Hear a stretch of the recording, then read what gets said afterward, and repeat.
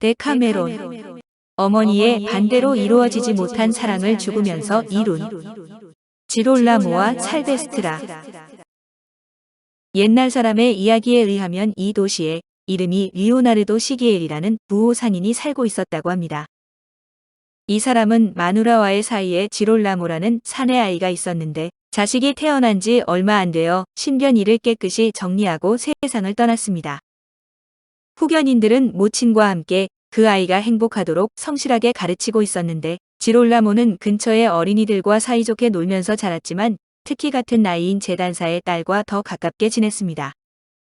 그래서 성숙해지자 처음 단순했던 우정은 격렬한 연정으로 변해 그녀의 얼굴을 보지 않으면 그날은 기분이 좋지 않을 정도로 되어버렸고 물론 그녀 쪽에서도 그에 못지않게 그를 사랑하고 있었습니다. 모친은 이것을 알고 몇 번이나 꾸짖고 엄하게 책망했지만 그래도 지롤라모를 단념시킬 수 없어 후견인들에게 가서 그 일을 털어놓았습니다. 원래 모친은 자식에 대해서만큼은 재산이 있으면 자두를 오렌지로라도 만들 수 있다고, 즉 어떠한 일이라도 불가능한 일은 없다고 믿고 있었으므로 그들에게 이렇게 말했습니다. 저 애는 아직 14살도 안 되었는데 살베스트라라는 근처에 재단사의 딸과 친밀해졌어요. 지금 단념시키지 않으면 아무도 모르는 사이에 아내로 만들어 버릴 것입니다. 그렇게 되면 나는 큰일이죠. 그렇다고 그 처녀가 다른 데로 시집이라도 가는 날에는 우리 애는 병이 나서 죽게 될지 몰라요. 그러니 그런 결과가 되지 않도록 여러분이 가게 일을 핑계 삼아 그 애를 어딘가 먼 외국이라도 보내주신다면 좋지 않을까 생각해요. 오랫동안 그 처녀와 만나지 않게 해두면 그러는 사이에 어딘가 가문이 좋은 집의 규수를 색시로 맞아들일 수 있을 테니 말래요.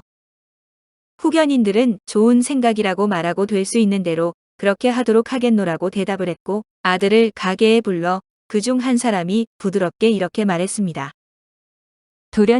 도련님도 이제 다 자랐습니다.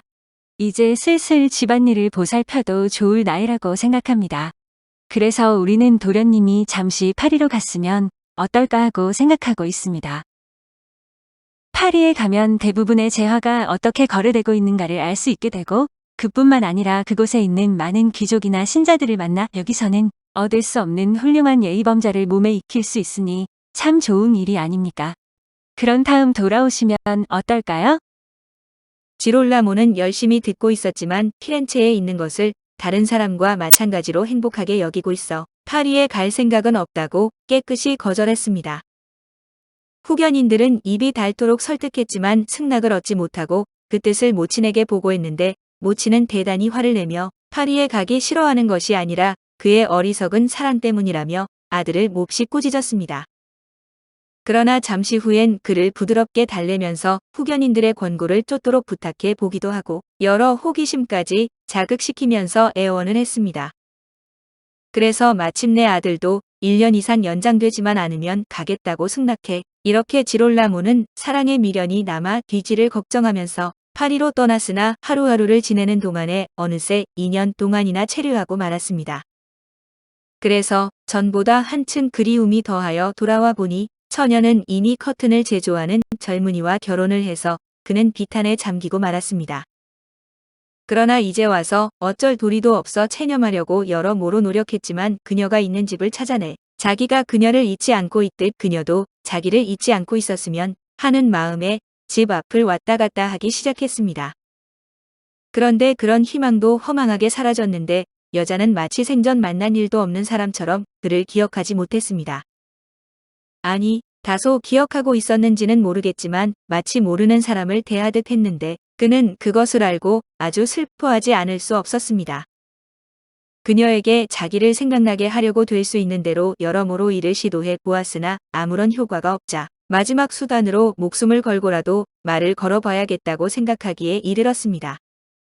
그는 근처 사람들에게서 그녀 집의 내부 모양을 자세히 알아둔 다음 어느 날 밤 그녀가 남편과 함께 근처 사람들과 밤놀이에 간 사이에 몰래 그녀 침실에 숨어 들어가 커튼 뒤에 몸을 숨겼습니다. 이렇게 오랫동안 기다리고 있으니 그들이 돌아와 침대에 들었는데 잠시 후 남편은 곤히 잠들어 버렸고 지롤라모는 미리 보아두었던 살베스트라의 침대 곁으로 다가가 그녀 가슴에 손을 대었습니다. 이봐, 자. 부탁이야 소리를 내지 말아줘. 나는 너의 지롤라모니까. 어머, 지롤라모, 나가줘요. 우리들이 연인 사이였던 시절은 이미 지났어요. 내가 남편 있는 몸이라는 것은 나시잖아요. 그러니 남편 이외의 사내를 바라는 것은 나쁜 일이에요. 제발 부탁이니 나가줘요. 만약 남편이 눈치채면 무슨 다른 일이 일어나지 않더라도 저는 이제 편안하고 평화롭게 살아갈 수 없게 돼요. 지금 나는 남편의 사랑을 받고 평온무사하게 행복하게 지내고 있으니 말래요. 지롤라모는 이 말을 듣자 가슴이 찢어질 듯이 비통한 마음이 되어 즐거웠던 옛날을 상기시키고 자기 마음을 고백하며 여러 가지로 애원하기도 하고 앞으로의 약속까지 했지만 아무 효과가 없었습니다. 그래서 이제 더 살아있기 싫어져 그는 너를 기다리고 있는 동안 몸이 차가워졌으니 아무 말도 하지 않을 것이고 몸도 건드리지 않을 테니 조금 몸이 녹을 때까지 곁에 눕게 해달라고 마지막으로 애원했습니다. 그리고 조금이라도 몸이 녹으면 나가겠노라고 덧붙였는데 살베스트라는 가련한 생각이 들어 그것을 허락해 주었습니다. 지롤라모는 그녀 곁에 누웠으나 물론 그녀 몸은 건드리지도 않았고 오랫동안 마음먹고 있었던 자기 사랑에 대한 것과 그녀의 싸늘한 처사를 생각하며 희망도 사라졌으니 차라리 죽어버리는 편이 낫겠다고 생각했습니다. 이렇게 말없이 주먹을 불끈 쥐고 가만히 숨을 죽이고 있는 동안에 그는 그녀 옆에서 정말로 숨지고 말았던 것입니다. 한참 있다가 살베스트라는 그의 모양이 좀 이상하다고 여기고 남편이 눈을 뜰 것을 걱정하여 이봐요. 지롤라모 왜 나가지 않죠라고 말했습니다. 그래도 대답이 없으므로 잠들어 버렸는가 생각해 눈을 뜨게 하려고 손을 뻗쳐 흔들기 시작했지만 만지는 사이 얼음같이 싸늘해진 것을 느끼고 몹시 놀랐습니다. 그래서 힘을 주어 흔들었으나 꼼짝도 하지 않았고 더 흔들어보다 그가 분명히 죽어버린 것을 똑똑히 알았습니다. 이렇게 되니 그녀도 가슴이 죄는 듯한 슬픔을 느껴 어떻게 하면 좋을지 오랫동안 가만히 궁리해 보았는데 생각 끝에 이것을 남의 일처럼 얘기해 남편이 어떻게 하는지 의견을 물어보려고 결심했습니다. 그래서 남편을 깨우고 지금 일어난 일을 남에게서 일어난 일처럼 이야기했는데 사람 좋은 남편은 죽은 사나이를 남몰래 그의 집에 가져다 놓고 올 것이고 마누라는 잘못이 없으니 조금도 꾸짖을 일은 못 된다고 했습니다. 그러자 그녀는 그럼 우리도 그렇게 하는 편이 좋겠다고 말하고 남편 손을 잡아 죽어있는 청년의 몸을 만지게 했습니다. 남편이 놀라 벌떡 일어나 등불을 켰고 마누라에겐 아무 말도 물어보지 않은 채 시체의 본래대로 옷을 입혔고 어깨에 메고 그의 집으로 가져가 문간에 두고 왔습니다. 아침이 되어 그의 시체가 문간에 있는 것이 발견되자 큰 소동이 벌어졌는데 특히 모친의 놀라움이란 이루 말할 수 없었습니다. 그의 온몸을 만지며 살펴보아도 얻어맞은 흔적이나 가벼운 상처 하나 없었으므로 의사들도 무슨 슬픔의 충격 때문에 죽었으리라고 진단했습니다. 시체는 성당에 운반되었는데 비탄의 눈물에 젖은 모친은 친척 여자들과 근처 여자들과 함께 성당에 가서 이 씨의 관습대로 시체 위에 또다시 하염없는 애도의 눈물을 쏟았습니다. 이렇게 쓸쓸한 눈물의 추도식이 행해지고 있을 때 젊은이가 죽은 집에서는 사람 좋은 남편이 아내에게 이렇게 말하고 있었습니다. 여보, 당신도 베일을 쓰고 지롤라모가 안치된 교회에 가서 여자들 틈에 섞여봐요. 그렇게 하면 모두가 이 사건에 대해서 무슨 말을 하고 있는지 들을 수 있잖아. 나도 남자들 틈에 끼어 들어가 보겠어.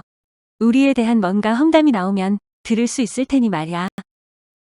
이제 와서 그를 불쌍히 여기기 시작한 젊은 아내는 살아있을 때 키스 한 번 해주려고 하지 않았던 사나이를 죽어서나 한 번 보려 생각하고 기꺼이 집을 나갔습니다.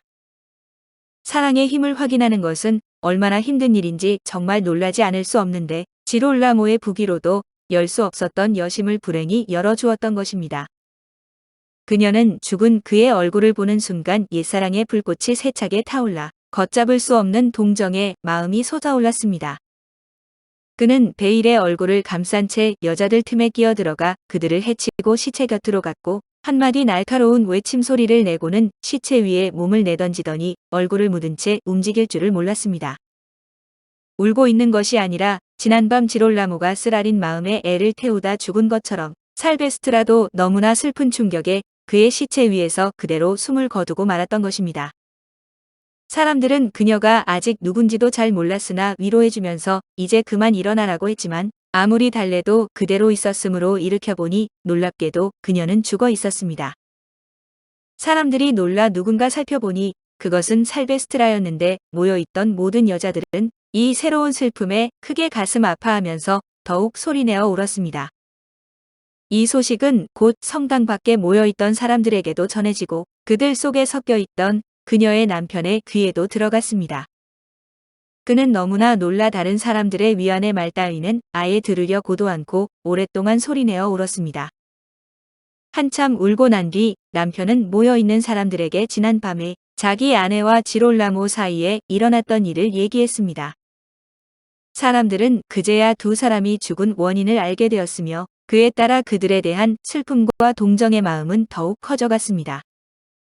살베스트라의 몸에도 수의가 입혀져서 지롤라모가 들어있는 관 속에 나란히 눕혀졌고 사람들은 한동안 애도의 뜻을 표한 뒤 묘지에 고이 묻어주었습니다. 살아서 함께할 수 없었던 두 연인은 이리하여 머나먼 저 세상에서 영원히 맺어지게 된 것입니다. 오늘 데카메론은 어머니의 반대로 이루어지지 못한 사랑을 죽으면서 이룬 지롤라모와 살베스트라 이야기였습니다.